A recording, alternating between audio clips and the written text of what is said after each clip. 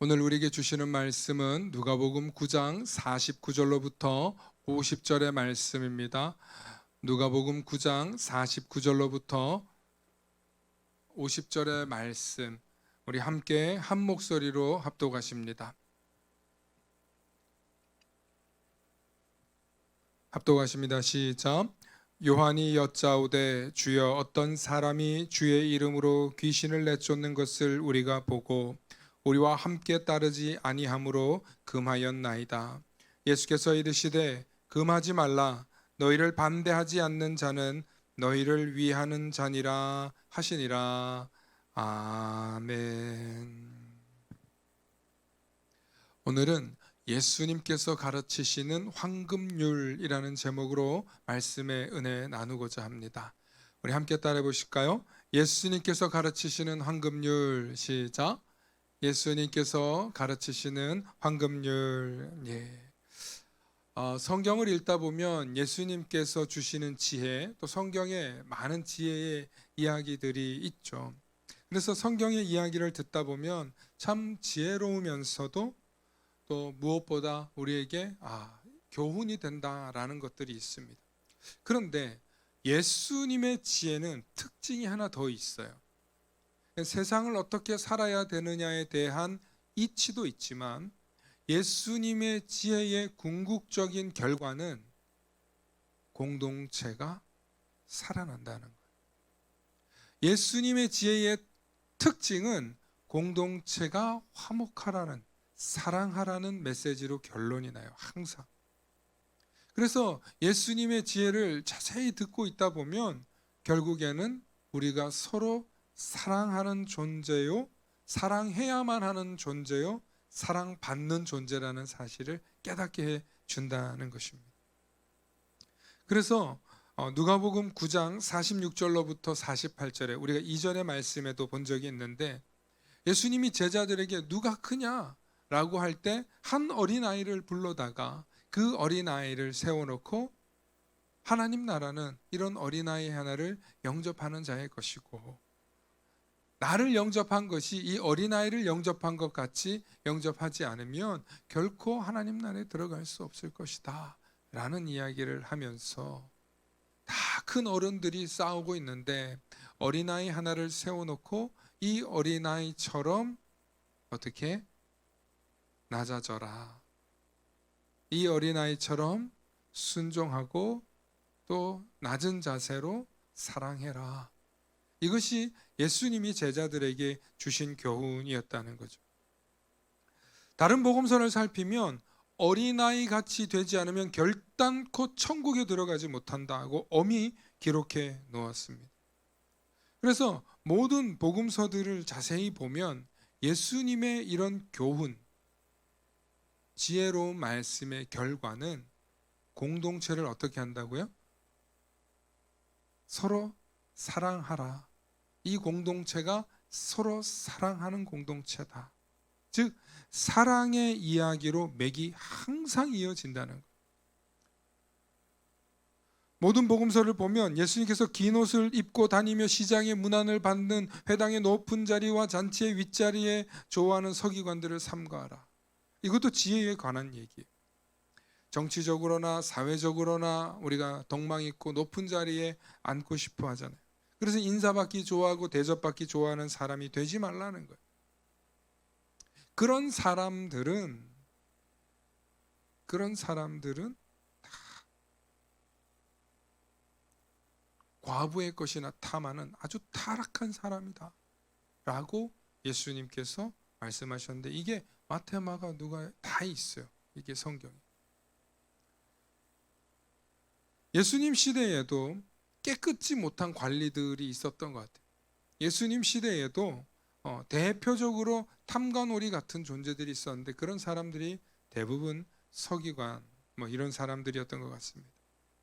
그래서 예수님의 지혜들을 이렇게 들여다보면 우리가 세상에서 어떻게 살아야 하는지에 대한 지혜도 주지만, 그냥 단순한 지혜가 아니라 나 혼자만 어떻게 사는 게 아니라 우리가 함께 어떻게 살아야 되는지에 대한 이야기를 하는데, 오늘은 재밌는 사건이 일어나요. 예수님이 제자들하고 뭘 떠났어요? 선교여행을 이제 떠나고 있잖아요. 하나님 나라 복음을 전파하고 있었어요. 그런데 너무 재밌는 사건이 있어요. 어떤 사람이 예수님의 이름으로 뭘 쫓아요? 귀신을 내쫓는 거예요. 야, 예수님의 이름으로 귀신을 내쫓는 거예요. 그러자 제자들이 이 일을 알고 그 사람에게 가서 너는 우리를 따르지 않는 사람이니 그 일을 하지 말라 하고 제자들이 어떻게 했어요? 제지를 했어요. 너희는 어떻게 예수를 따르지도 않고 우리를 따르지도 않으면서 주의 이름으로 귀신을 쫓냐 하고 제재를 가합니다. 그런데 예수님 뭐라고 그러셨어요? 그러지 말라. 너희를 반대하지 않는 사람은 너희를 위하는 사람이다라는 말만 해주시고 더 다른 얘기를 안 하세요. 그런데 여러분, 이 비슷한 일이 제자들이 나중에 권능을 갖고 활약할 때 이 비슷한 일이 일어나요. 우리 사도행전 8장 20절로부터 25절 말씀 한번 찾아보기 원합니다. 사도행전 8장 20절로부터 25절의 말씀입니다. 제가 읽어드릴게요. 베드로가 이르되 내가 하나님의 선물을 돈 주고 살 줄로 생각하였으니 네 은과 네가 함께 망할지어다. 함께 읽습니다. 21절 시작. 하나님 앞에서 내 마음이 바르지 못하니 이 도에는 내가 관계도 없고 분깃될 것도 없느니라. 그러므로 너의 이 악함을 회개하고 주께 기도하라. 혹 마음에 품은 것을 사하여 주시리라. 계속 읽습니다. 시작.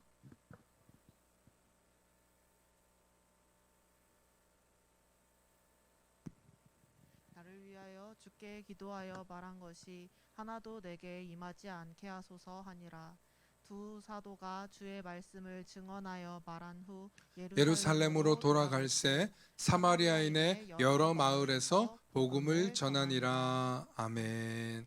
여러분, 이게 무슨 사건이냐면요, 요 앞서 14절 16절의 말씀에 있는데 오늘 두 사도가 누구냐면 베드로와 요한이 이제 사마리아 지역에 복음을 전하러 가요. 그런데 이 사마리아 지역에 빌립이 먼저 가 있었어요. 빌립이 먼저 가서 복음을 전하는데 빌립이 복음을 전하는 가운데 그 지역에 아주 좀 능력이 있는 사람이 있었어요. 마술, 요술을 부릴 줄 아는 사람이 있었는데 그 사람 이름이 뭐예요? 시몬이라고 하는 사람이었어요. 그런데 이 시몬이라는 사람이 막 이렇게 쫓는데 빌립을 보니까 빌립이 더 대단한 거예요. 그래가지고 빌립에게 세례를 받고 나도 그 일원이 되기를 바라는 마음이 되었어요. 그래서 열심히 따라다니면서 빌립의 전도를 도왔어요. 그런데 베드로와 요한이 와서 보니까 아직 이 지역에는 성령을 받지 못한 거예요. 그래서 베드로와 요한이 기도하면서 뜨겁게 성령의 불길이 임하게 그렇게 기도하는데 성령이 임했어요.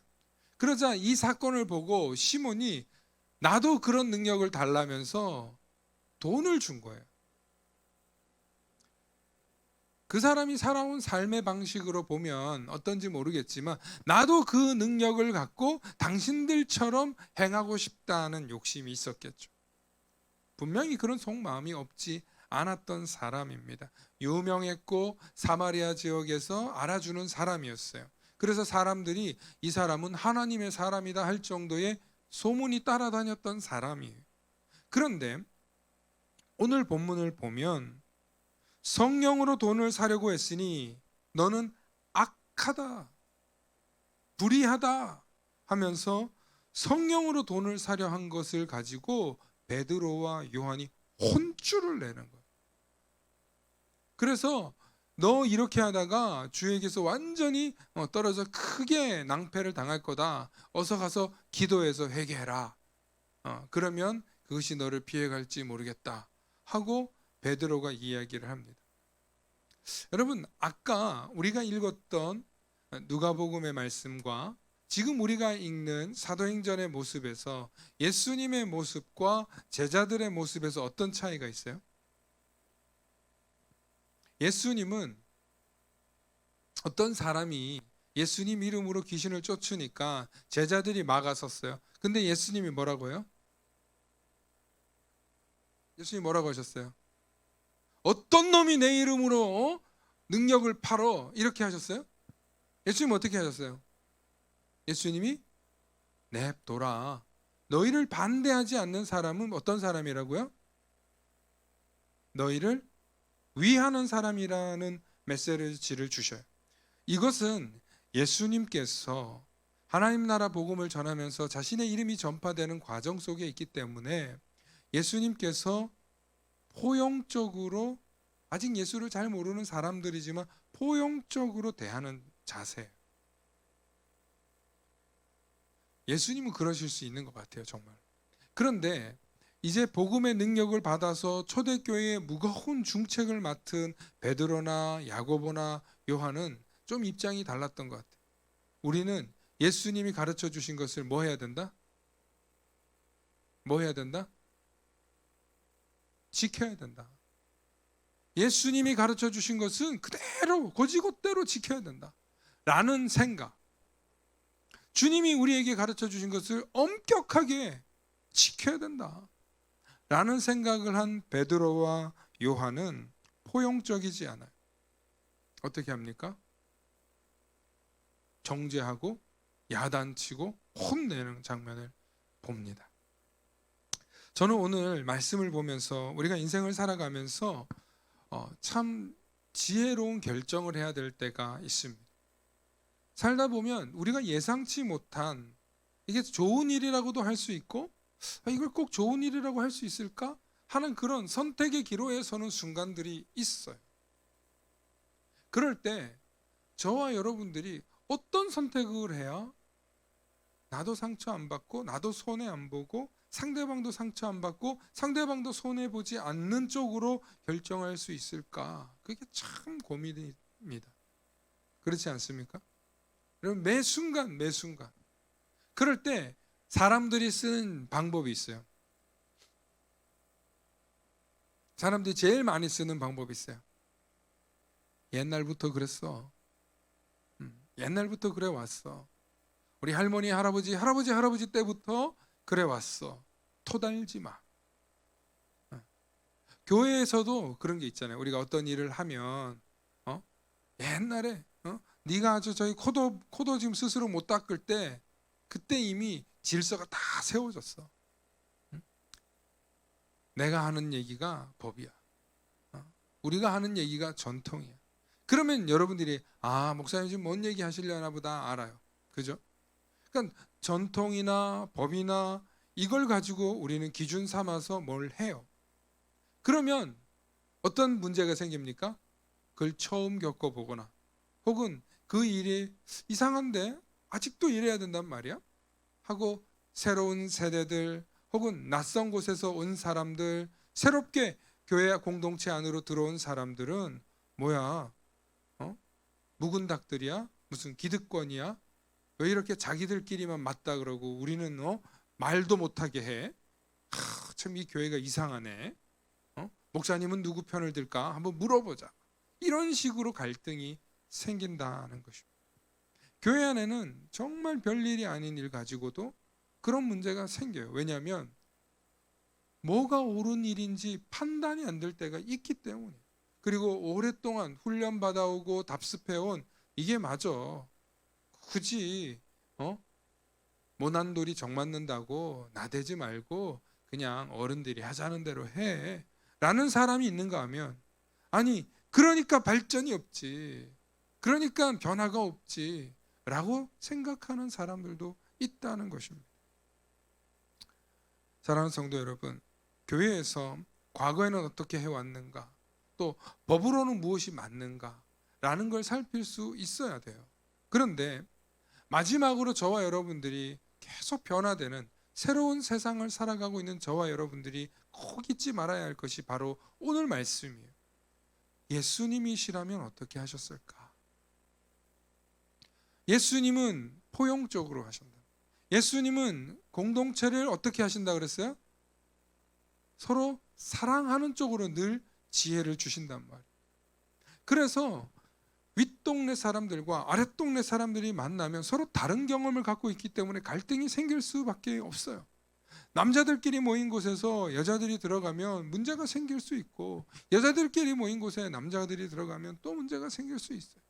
서로 자기들의 경험과 입장이 있기 때문이에요.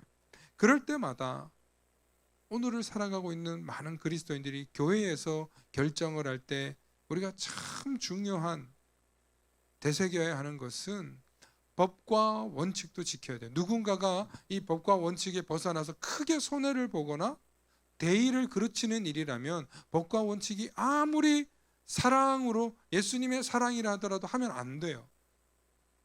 법과 원칙도 중요해요. 법과 원칙은 많은 사람들이 피해를 보지 않기 위해서 만들어 놓은 거예요. 그래서 기준점인 거죠. 그런데 이게 애매해, 판단하기가.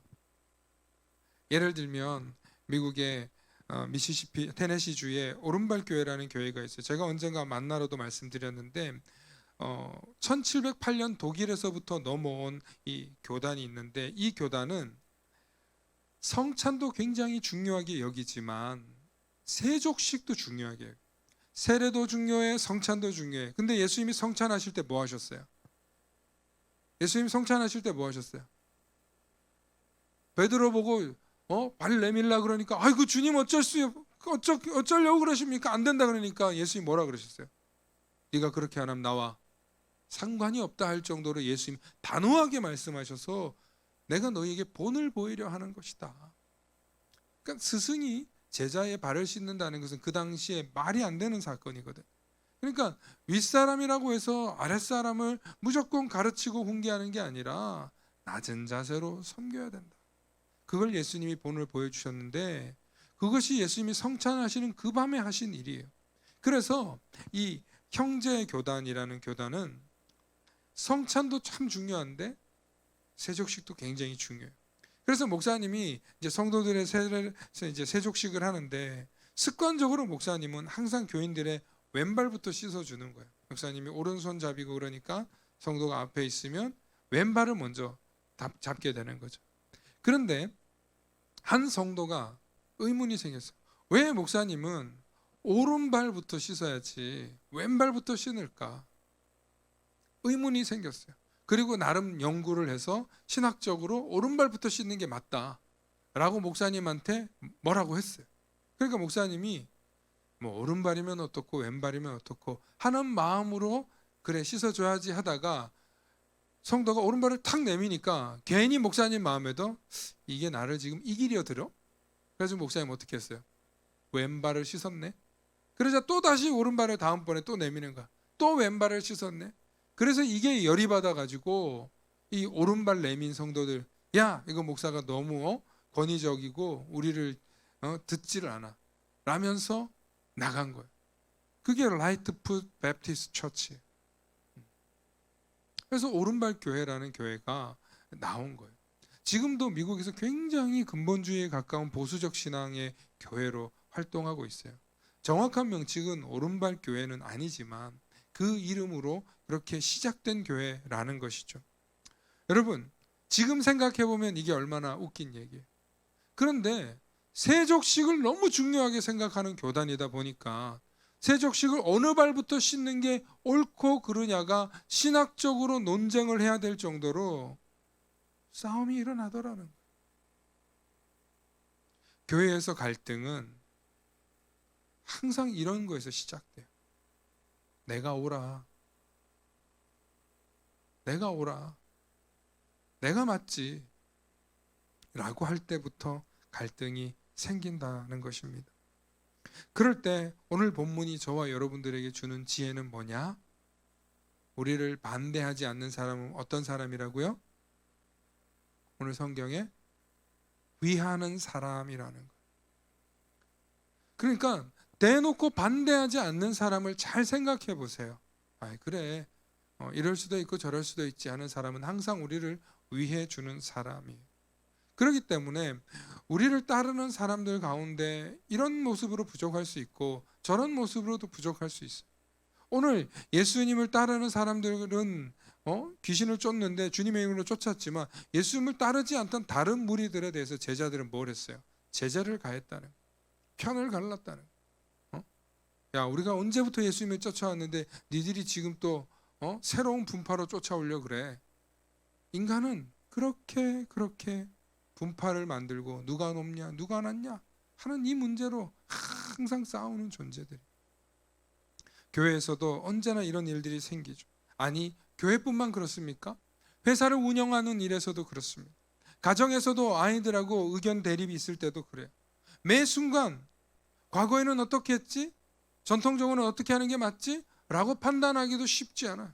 또 매 순간 그래, 예수님의 사랑으로 용서해야지, 예수님의 사랑으로 이해해야지, 나를 반대하지 않는 사람은 그래 나를 위하는 사람이야, 무조건 포용적으로만 해야지. 그것도 때로는 우리를 혼란스럽게도 한다는 거예요.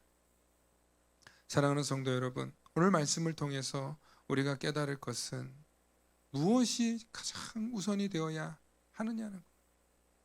정말 우리가 주님을 따른다고 하면서, 정말 우리가 주님의 제자라고 하면서, 정말 우리가 주님의 지혜를 구한다고 하면서 과연 우리는 옳고 그름이 먼저인지, 예수 그리스도의 사랑이 먼저인지 늘 그 앞에서 퀘스천 마크를 가지고 살아갈 수밖에 없다는 거예요.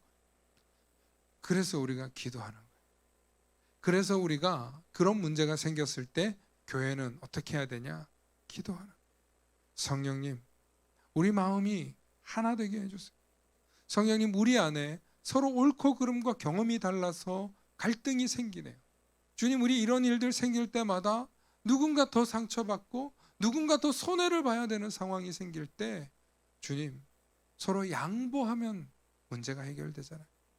서로 그래, 내가 이번에 한번 봐줄게, 내가 이번에 한번 물러서 줄게 하면 될 일인데, 지난번에도 물러섰는데 내가 또 물러서야 된단 말이야 라고 생각할 때 우리에게는 항상 갈등이 생기더라는 것입니다. 그럴 때 저와 여러분들이 해야 할 일은 함께 모여서 뭐 한다? 기도하는 거예요. 성령님, 마음을 다치지 않게 해주세요. 혹은 이 일로 인해서 상처받는 사람이 없도록 해주세요.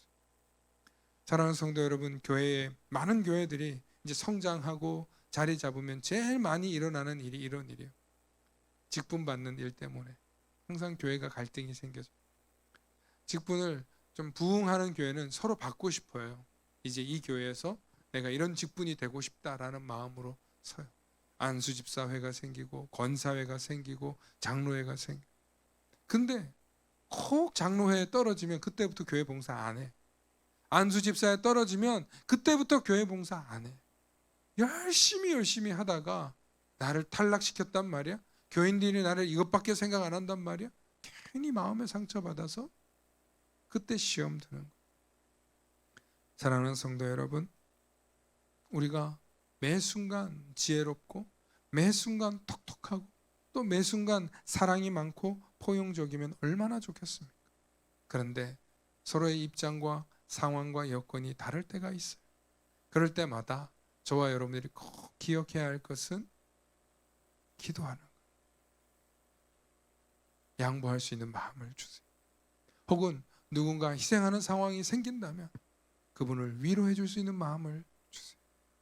그래, 내가 저 사람보단 낫지, 그래, 안 될 줄 알았어, 이런 세상적인 기준으로 바라보는 것이 아니라 우리 교회 공동체 안에 누군가가 상처받지 않도록, 우리 교회 공동체 안에 누군가가 아파하지 않도록, 반대하지 않으면 나를 위하는 사람이다라는 생각을 가지고 기도해 주는 거예요. 할렐루야. 요즘 우리가 새벽에 기도하면서 늘 하는 얘기가 있습니다. 우리가 서로 사랑하면 뭐 해야 된다고요? 기도해 줘야 돼요. 우리가 정말 사랑하면 서로를 위해서 기도하셔야 돼요. 정말 사랑하면 기도가 나와요. 정말 사랑하면 기도할 수밖에 없어요. 그 기도를 확장시켜 나아갈 때 교회도 부흥하고 교회도 은혜가 넘치고 성령의 역사가 나타나는 줄로 믿으시기를 소망합니다. 우리가 잊어버리고 있는 거예요. 기도하지 않기 때문에 사랑하지 않는 거예요. 사랑하지 않기 때문에 기도하지 않는 거예요. 이 사실을 잊지 마시고 항상 예수 그리스도께서 우리에게 원하시는 건 하나, 사랑해라. 서로 사랑하라. 그 사랑을 위해서 기도하고 중보하시는 저와 여러분들 되시길 축원합니다. 그래서 여러분들의 가정과 여러분들의 회사와 학교와 여러분들이 속해 있는 모든 곳에서 언제나 예수 그리스도의 사랑이 충만한 저와 여러분들 되시길 소망합니다. 함께 기도하시겠습니다. 사랑과 은혜가 충만하신 아버지 하나님, 참으로 감사합니다. 하나님, 우리는 참 연약합니다. 지혜로운 것 같다가도 어리석은 판단을 하고 어리석은 줄 알았는데 하나님의 지혜가 있을 때가 있습니다. 하나님, 그럴 때마다 우리에게 하나님께서 원하시는 사랑의 공동체가 될 수 있도록 날마다 지혜와 은총을 베풀어 주시고 서로를 위해서 중보하며 서로를 더 사랑하는 그런 그리스도 안에 참된 사랑의 공동체가 될 수 있도록 축복하여 주시옵소서. 오늘도 세상에서 지치고 상한 마음으로 온 우리 성도들의 간절한 기도의 제목을 하나님 들어주시고 응답하여 주시고 한없는 은혜를 베풀어 주셔서 한량없는 위로와 소망과 평강을 누리며 돌아가게 하여 주시옵소서. 감사드리며 우리 주 예수 그리스도의 이름 받들어 간절히 기도하옵나이다. 아멘.